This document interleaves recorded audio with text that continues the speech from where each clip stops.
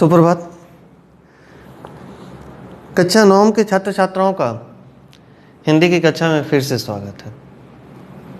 जैसा कि आप जानते हैं कि पिछले दिन हम लोगों ने लहासा की ओर पाठ पर चर्चा की थी और मैंने कहा था कि अगली कक्षा में हम लोग इसके प्रश्न उत्तरों पर चर्चा करेंगे। तो चलिए देखते हैं उसके क्या प्रश्न उत्तर है, प्रश्न क्या है और उनके उत्तर क्या होंगे।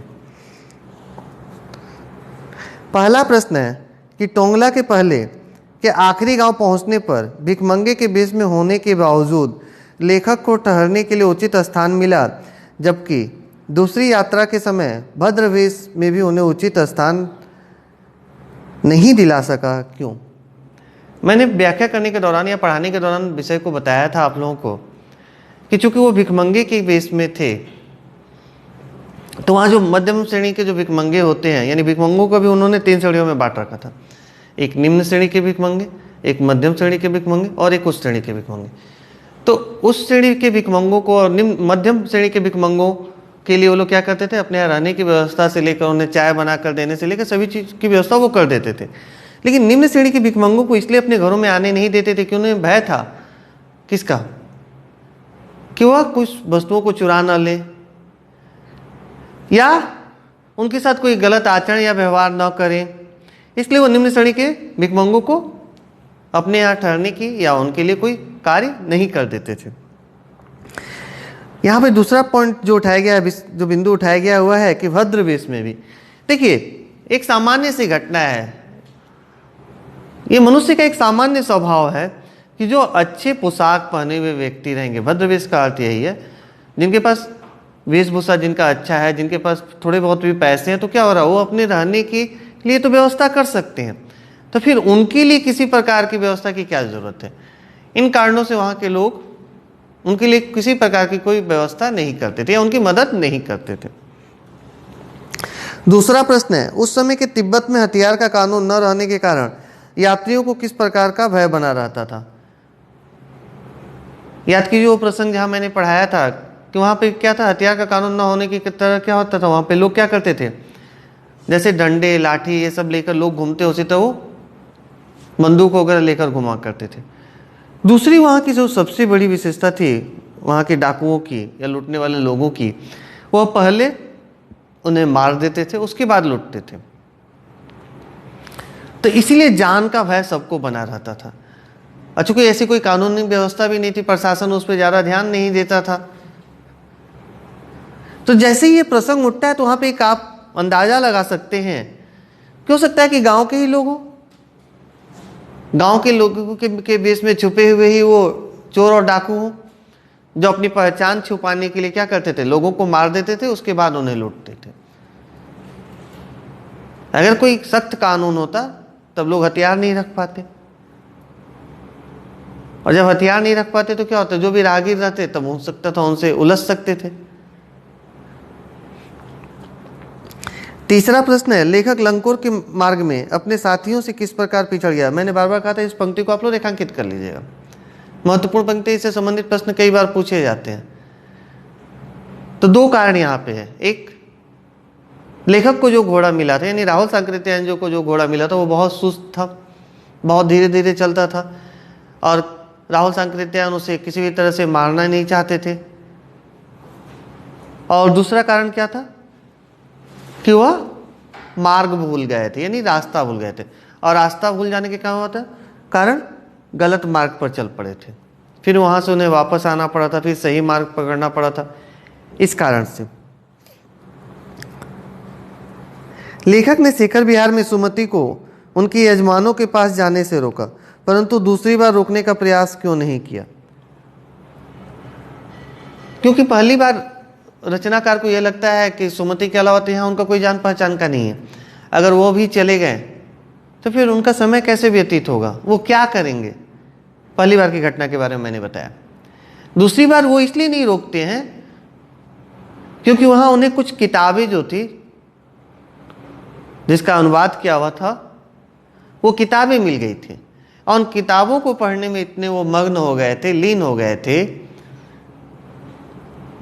कि अब उन्हें सुमति की जरूरत नहीं थी। इसलिए क्या कहते हैं कि दूसरी बार उन्हें जाने से वो नहीं रोकते।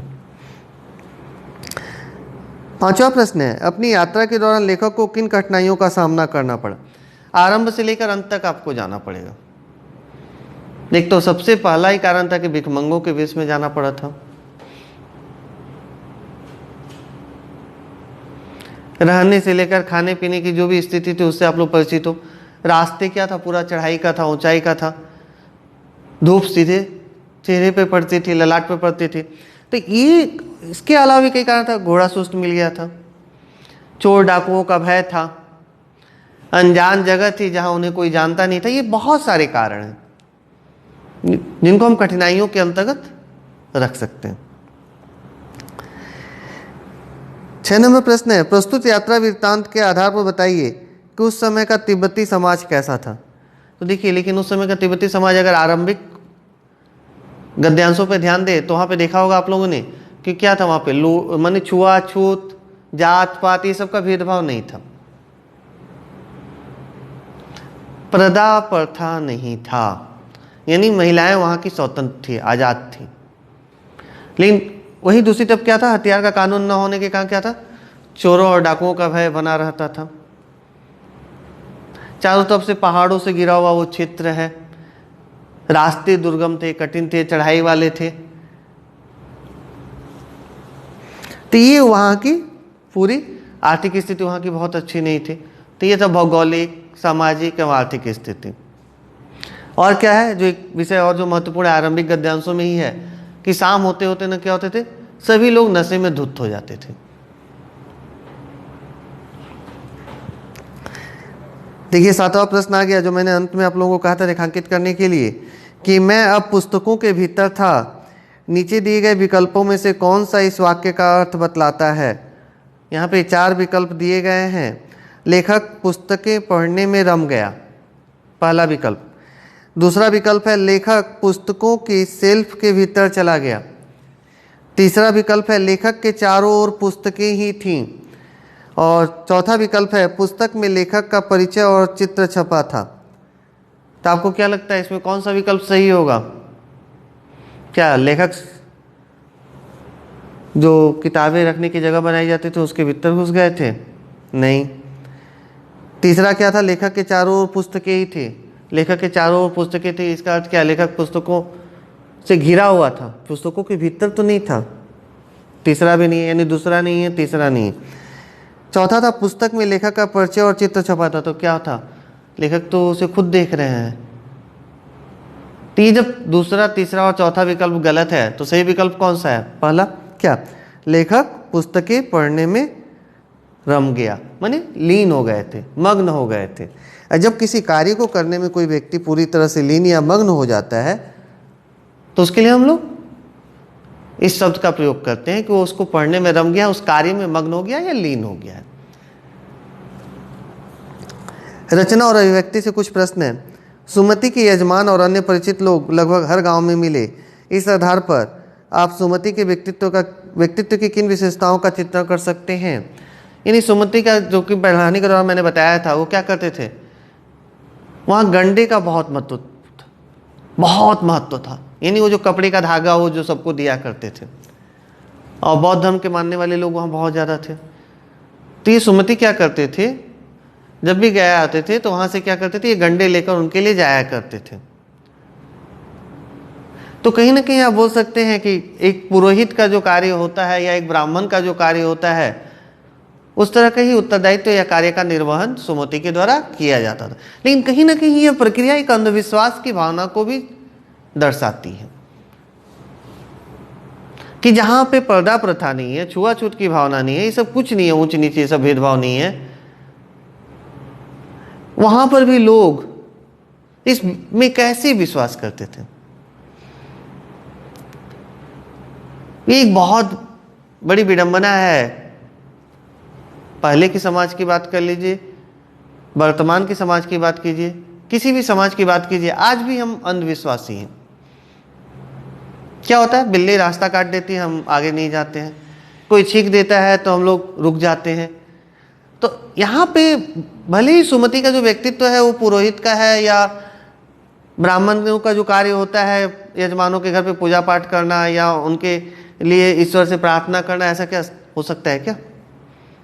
तो व्यक्ति खुद भी ईश्वर से स्वयं क्यों नहीं प्रार्थना कर ले। दूसरे के प्रार्थना करने से अगर उसका कुछ मंगल हो सकता है तो इससे तो अच्छा है कि वो खुद से करे। लेकिन क्या है, ये एक हमारी मानसिकता बन चुकी है, एक धर्म का एक अंग बन गया है। कबीर वगैरह में आप लोगों ने पढ़ा है, कबीर इसका स्पष्ट विरोध करते थे। लेकिन समाज के हम इस मानसिकता को बदल नहीं सकते। अगला प्रश्न है, हालांकि उस वक्त मेरा भेष ऐसा नहीं था कि उन्हें कुछ भी ख्याल करना चाहिए था। उक्त कथन के अनुसार हमारे आचार व्यवहार के तरीके वेशभूषा के आधार पर तय होते हैं। आपकी समझ से यह उचित है अथवा अनुचित विचार व्यक्त करें। अनुचित है। क्यों अनुचित है? कबीर की पंक्तियां याद कीजिए आप लोग, जहां कबीर क्या कहते हैं कि जो ज्ञानी व्यक्ति है उससे उसके जाति धर्म मजहब आदि के बारे में नहीं पूछना चाहिए। उसका संबंध जिस भी जाति से हो, जिस भी धर्म से हो, हमें उससे उसका ज्ञान प्राप्त करना चाहिए।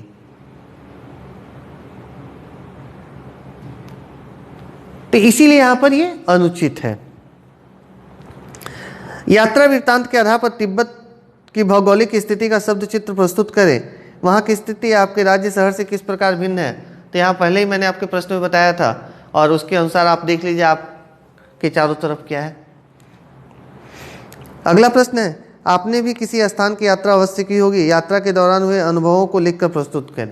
तो ये तो आपको ही लिखना है कि अगर आप लोगों ने किसी जगह की यात्रा की या किसी स्थान विशेष पर गए हैं आप, तो वहाँ पे आप लोग क्या अनुभव किया, कैसे गए थे, क्या आपके सुखद अनुभव रहे या क्या कड़वा अनुभव रहा, दोनों को आपको लिखना है यहाँ पे। यात्रा वृत्तांत गद्य साहित्य की एक विधा है। आपकी इस पाठ्यपुस्तक में कौन कौन सी विधाएं हैं?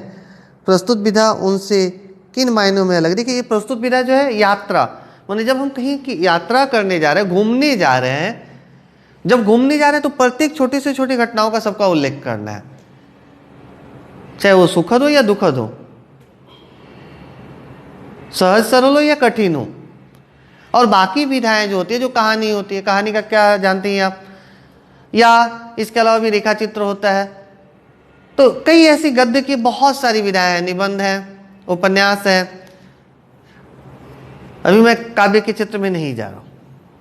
तो ये सारे प्रश्न थे आपके अभ्यास से, जिसकी चर्चा मैंने आप लोगों से कर दी। आप लोग इन सारे प्रश्नों के उत्तर लिख लीजिएगा। धन्यवाद।